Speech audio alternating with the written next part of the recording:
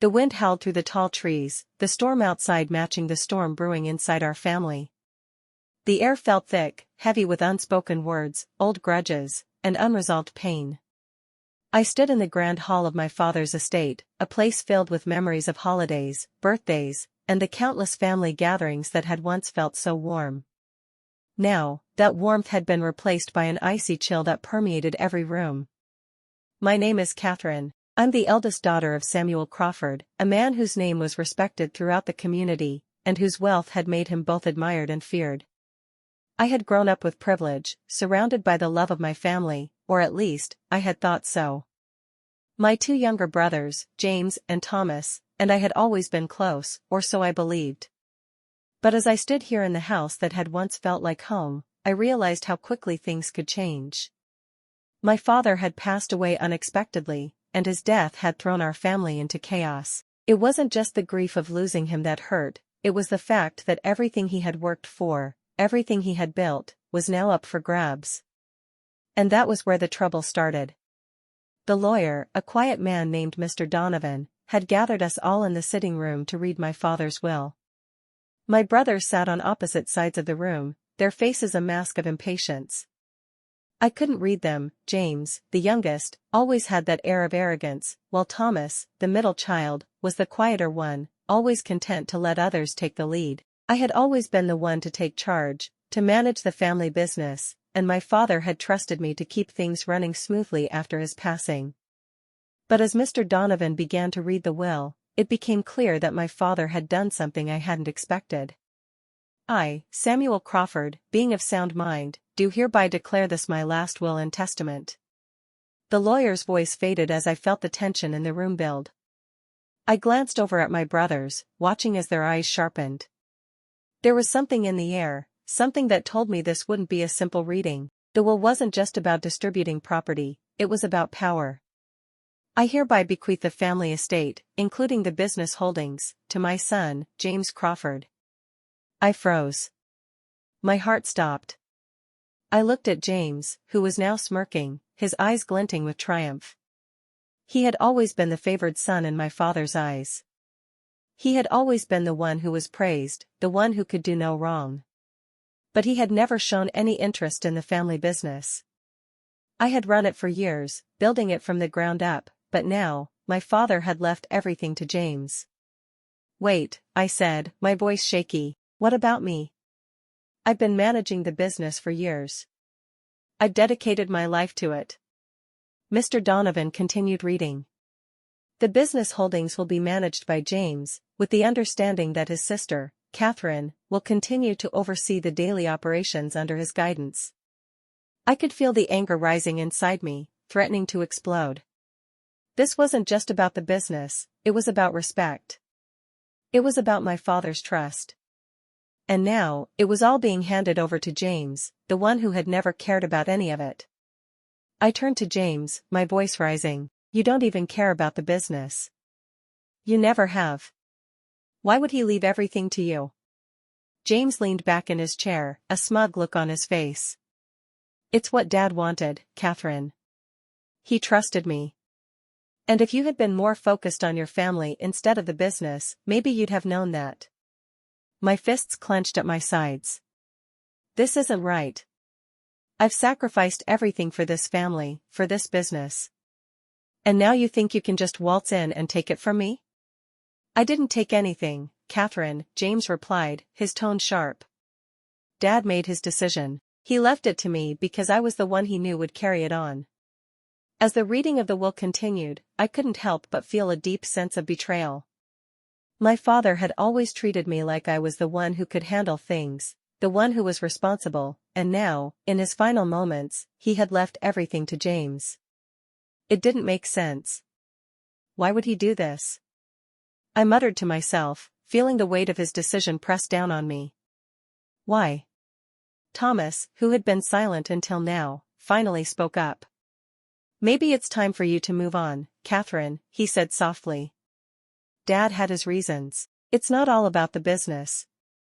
I shot him a look. You don't understand. This is everything. He trusted me to take care of it. He trusted me to lead. but Thomas shook his head. No, Catherine. He trusted James to lead. You've always been so focused on work that you missed what really mattered.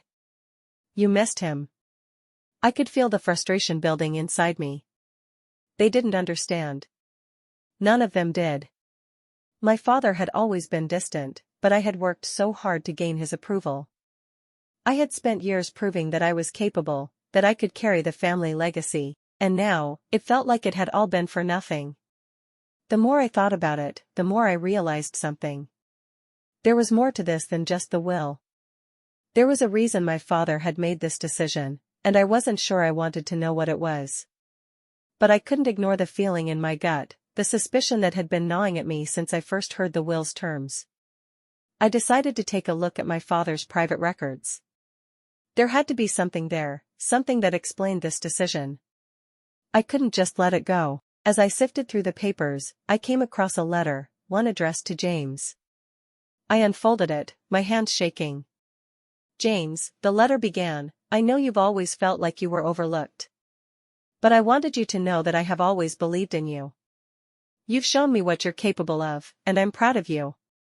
I'm leaving you the estate because I know you will honor the family legacy. My heart sank as I read the words. It wasn't just about the business, it was about something deeper, something personal. My father had chosen James because of something I didn't understand, and now, I had to find out what that was. But one thing was clear, my family was about to fall apart. And there was nothing I could do to stop it. The days after the reading of my father's will passed in a blur. I couldn't shake the feeling of betrayal, and the more I thought about it, the more I realized there had to be something I was missing. It wasn't just about the estate, or even the business, it was about my family, and the dark undercurrents that had been lurking beneath the surface for years. James had always been the golden child, the one who could do no wrong in my father's eyes, but that didn't explain why my father had left him everything. I had worked so hard to build our family legacy, to carry on the values my father had instilled in me. And yet, here I was, watching it all slip away into James' hands, as though my efforts had never mattered. I wasn't going to let it end this way. Not without answers. I spent the following days combing through every record, every letter, and every piece of correspondence that had come through my father's office over the years. I knew my father had been a private man, his business dealings were always carefully guarded, but there had to be something that explained why he had made the choices he did. It was on the third night of searching that I found it. A folder, buried at the back of a drawer, hidden behind stacks of old business contracts.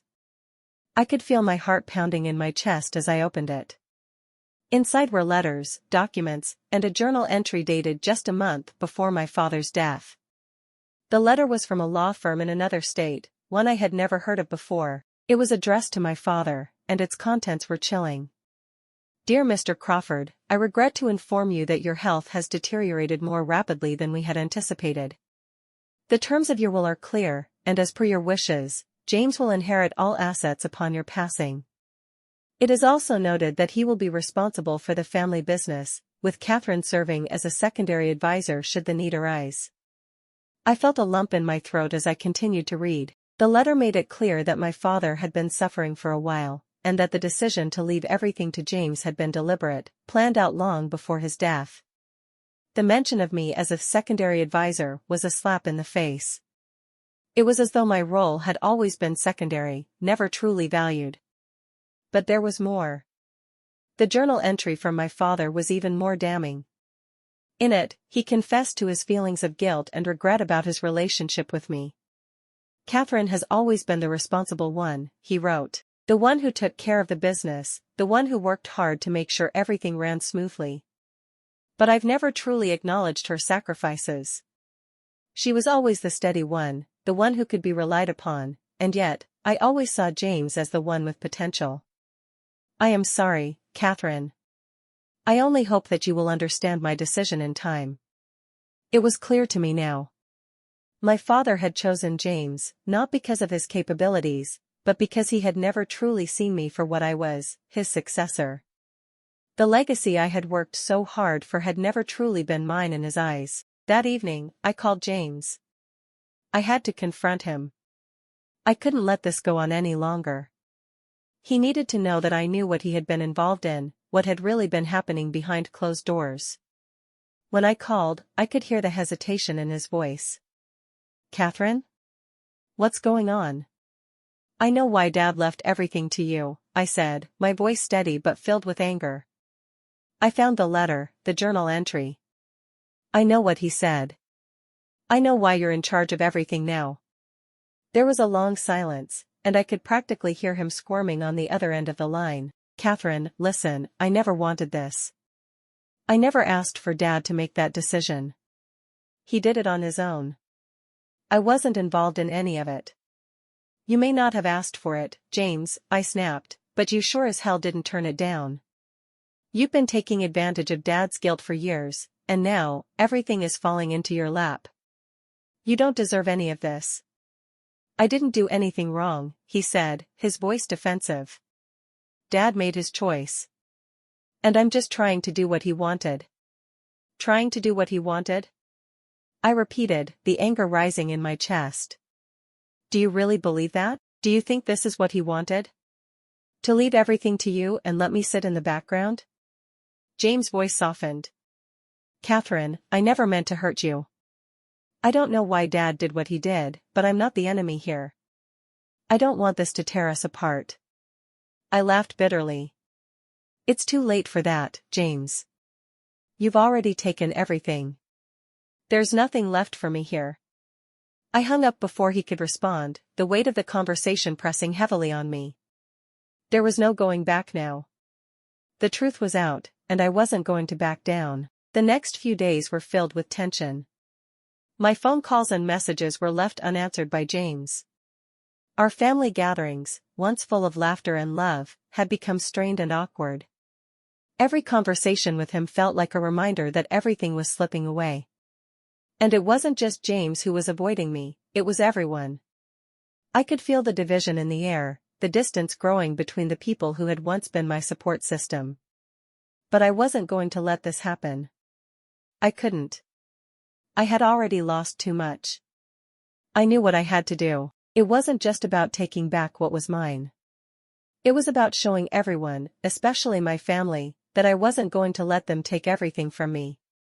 I had worked too hard to be pushed aside, to be ignored. This was my legacy, my family, and I wasn't going to let them tear it apart. The first step in my revenge was clear. I wasn't just going to accept what was happening. I wasn't going to let James take control without facing the consequences of his actions. I started by consulting with Susan again, preparing for the next legal battle. If I couldn't get what I wanted through negotiation, then I would take it by force. Catherine, Susan said, her voice sharp, if we're going to go after James, we need to be prepared. We need to make sure everything is airtight, or he'll fight back with everything he has. I'm ready, I said, my voice filled with resolve. I'm not backing down this time. And I wasn't. This was just the beginning. The days after my confrontation with James were filled with a tense, unspoken war. Every interaction with him seemed laced with anger and resentment, and every conversation felt like a negotiation for power. Mark's absence only added to the weight of the situation, and the family I once knew was slipping further and further away. I had already started my legal battle, consulting with Susan, my lawyer, on how best to approach the situation. There were moments when I felt completely drained, like I was fighting an uphill battle that I wasn't sure I could win. But then, there were moments when my resolve was stronger than ever. I wasn't just fighting for money, or even for the business. I was fighting for my family. This had been my home for years, my legacy, and I wasn't going to let James walk away with everything without facing consequences. Susan and I spent countless hours reviewing the documents, sifting through old family records, and working on the best approach to secure what was rightfully mine. James was trying everything he could to undermine me, to manipulate the situation so he could come out on top. But I had something he didn't, the truth. And that was what I was going to use to my advantage. James is trying to push you into a corner, Catherine, Susan said one afternoon, as we sat in her office, going over the legal filings. He's using his charm, his position, and the family unity narrative to make you look unreasonable. But you have a much stronger case. We just need to make sure we present it properly. I've already been pushed around long enough, I said, my hands gripping the table as I looked her in the eye. I'm not letting him win this. I've worked too hard for everything we built, and I won't let him take it from me.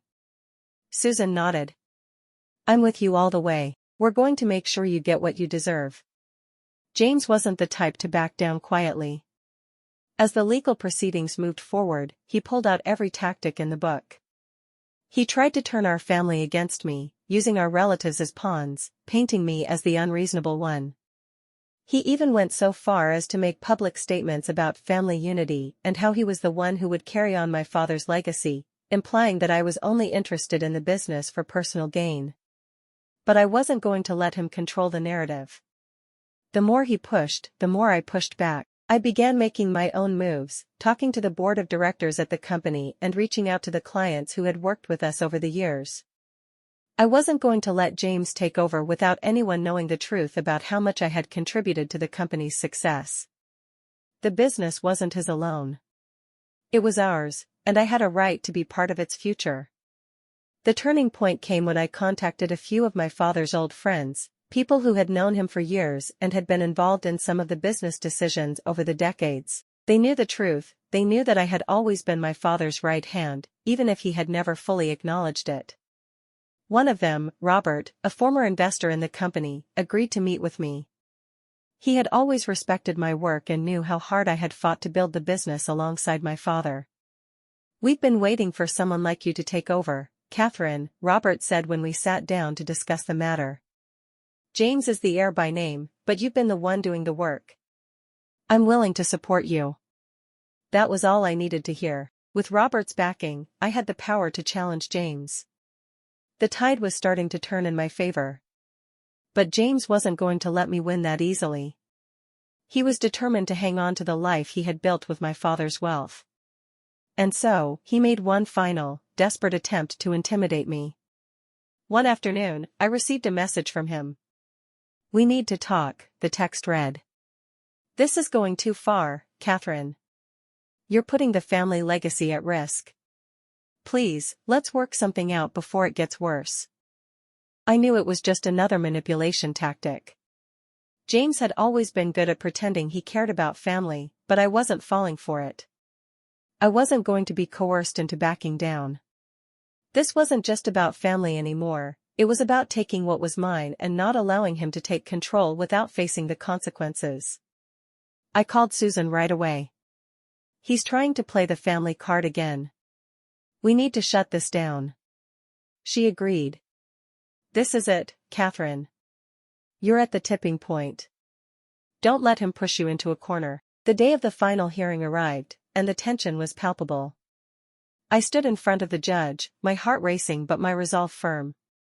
Mark wasn't there. He had already tried to manipulate the system to his advantage, and now it was up to me to take the reins. With Robert's support and all the evidence I had gathered, I was ready. James walked into the courtroom with his lawyer, his usual air of superiority hanging around him like a shield. He looked over at me with that same smug look, as if he still believed he was the one in control. But I wasn't afraid anymore. As the proceedings began, Susan and I presented our case, methodically, calmly, and with undeniable evidence of my contributions to the business. We laid out the facts, how much I had done for the company, how many deals I had closed, how I had handled key clients, and how my father had trusted me, even though he hadn't fully acknowledged my role. When it was James' turn, he tried to push his usual narrative. But his arrogance was starting to show cracks. He fumbled through his defense, his lawyer's words sounding hollow in comparison to the strength of my case. Finally, the judge spoke. Based on the evidence presented and the testimony of both parties, I have made my decision. The assets will be split equally between Mr. Crawford and Mrs. Crawford. The business will remain jointly controlled by both parties until further notice, and the family estate will be divided based on the wishes of the deceased. I could hardly believe what I was hearing. James had been defeated. The business was mine, and I had regained control. As the gavel struck, marking the end of the court case, I felt a strange sense of relief wash over me. The battle was over, but the war had been won. I had taken back what was mine, not just the business and assets, but my power, my dignity, and my future. But there was no time to dwell on the past. I had a new life to build, one without the weight of betrayal hanging over me. I had my daughter, my business, and my freedom. The family that had torn itself apart was now something I could move past. James and I would never be the same again. Our family would never be the same again. But I wasn't looking back anymore. I had reclaimed my future, and I was going to make the most of it. The gavel had struck, signaling the end of the battle I had fought so hard to win. I stood in the courtroom, feeling the weight of everything that had just transpired. I had won. The business was mine. The family estate was divided. But the victory didn't feel like I thought it would. It didn't feel like a celebration. It felt hollow. There was a strange silence that followed the verdict. James sat across from me, his face a mix of shock and disbelief. He had fought tooth and nail, tried to manipulate the situation, but in the end, it wasn't enough. He had lost. And in some way, so had I. Yes, I had regained control of what was mine, but in doing so, I had lost something far more valuable than money or assets. I had lost my family. As I left the courthouse, I couldn't help but feel the weight of what had happened. Sure, I had won the legal battle, but at what cost? My relationship with James was beyond repair, and my father's death had torn apart what was left of the family we had once been. The legacy I had fought so hard to protect felt like it was built on a foundation of lies and deceit. I had always thought that fighting for what was rightfully mine would bring me peace, but now, all I felt was a deep, aching emptiness. I had spent so many years focused on proving myself, on maintaining the family legacy, that I had ignored the cracks in the foundation. I had sacrificed so much, not just for the business, but for my family. And now, that family was in ruins. The victory was bitter, and the price was steep. The weeks after the court decision were filled with the aftermath of what I had done. I had spent years building a life with my family, with the business. Now, I was forced to rebuild everything. My days were filled with paperwork, meetings with clients, and overseeing the business operations. But in between the tasks, I couldn't escape the feeling of loss. My relationship with James had been severed completely. I tried reaching out a few times, hoping that maybe we could talk, maybe there was still some semblance of family left between us. But every time I tried, he either avoided my calls or responded with cold indifference. The person I had grown up with, the person I had trusted above all others, was gone, and no matter how much I tried to fix it, I couldn't bring him back. Rachel, too, was nowhere to be found. After the confrontation, she had disappeared from my life as well. She had sent me a few apologetic messages, but I didn't respond. I couldn't. There was nothing left to say. What she had done had destroyed me in a way I couldn't begin to describe. She had betrayed me in the worst way possible, and I wasn't sure I could ever forgive her for that. The business, however, was thriving. Despite the emotional toll it had taken on me, I was still a capable leader, and I had learned how to manage without Mark's involvement. The clients respected me, the team supported me, and I knew that the future of the business was secure under my guidance. But the emptiness I felt at the end of each day was a reminder that success wasn't everything. It couldn't replace the love, the family, and the trust one had lost. One afternoon, as I was working late in my office, Amelia came in with a big smile on her face. She had always been my light, the reason I fought so hard, and I couldn't help but feel my heart warm when I saw her. She had been through so much, but through it all, she had remained strong. "Mom, look what I drew," she exclaimed, holding up a piece of paper with a picture of our house and a big, happy sun. It was a simple drawing, but it was filled with hope and innocence. I smiled at her, taking the drawing from her hands. "It's beautiful, sweetie," I said, my voice soft. "You're my sunshine." She crawled onto my lap and hugged me tightly. "Are we going to be okay, Mom?" she asked, her voice small, filled with uncertainty. I kissed her on the forehead and held her close. "Yes, we're going to be just fine, baby. I promise." For the first time in weeks, I felt a glimmer of hope. Amelia was the reason I had to keep going. For her, I would rebuild, and I would create a future where she could be happy, where she could thrive. As the months passed, I began to find my footing again. I spent more time focusing on the business, making sure that everything was running smoothly. I hired new people, rebranded our services, and found ways to expand. Slowly but surely, I was rebuilding what had been broken. But even as the business grew, I knew that my life would never be the same. The family I had once known was gone, replaced by strangers. The people who had been the foundation of my world, the people I had trusted most, had turned their backs on me. I spent less time thinking about Mark and Rachel. In some ways, I had already said goodbye to them, emotionally. I realized that holding on to the anger and resentment wasn't going to get me anywhere. I had to move on, for my own sake and for Amelia's. I started to let go of the past. I didn't need Mark's approval, and I didn't need Rachel's apology. What I needed was to focus on the future, on the new chapter that was unfolding before me. One evening, as I sat on the balcony of my new home, watching the sun set over the horizon, I realized something. The storm had passed. The worst was over. I had made it through the darkest time in my life, and now, it was time to start living again. The business was flourishing. Amelia was thriving, and I was finally free. I had taken back my power, reclaimed my dignity, and rebuilt my life from the ground up. It wasn't perfect, nothing ever is, but it was mine. It was a new beginning, one that was entirely of my own making. And for the first time in a long time, I felt at peace. It had been 6 months since the final court ruling. 6 months since the last time I had seen Mark or Rachel. And yet, the scars of their betrayal still lingered in my heart. But time had done something for me. It had allowed me to heal, to rebuild, and to find a sense of peace that I thought I had lost forever. The business was thriving, and with every passing day, I grew more confident in my ability to run it on my own. I had hired a talented team of designers, project managers, and assistants who believed in my vision, and together, we were taking the company to new heights. The feeling of accomplishment I had worked so hard to achieve was finally within my grasp. But it wasn't just about the business anymore. It was about me. It was about reclaiming the woman I had been before all of this began, the woman who had been strong, independent, and confident, the woman who had been able to trust her own instincts. Amelia had been my anchor throughout this entire journey. Her strength, her unwavering belief in me, had kept me going when I felt like giving up. She had been through a lot, more than any child should ever have to experience, but she had come out stronger for it. We spent more time together now.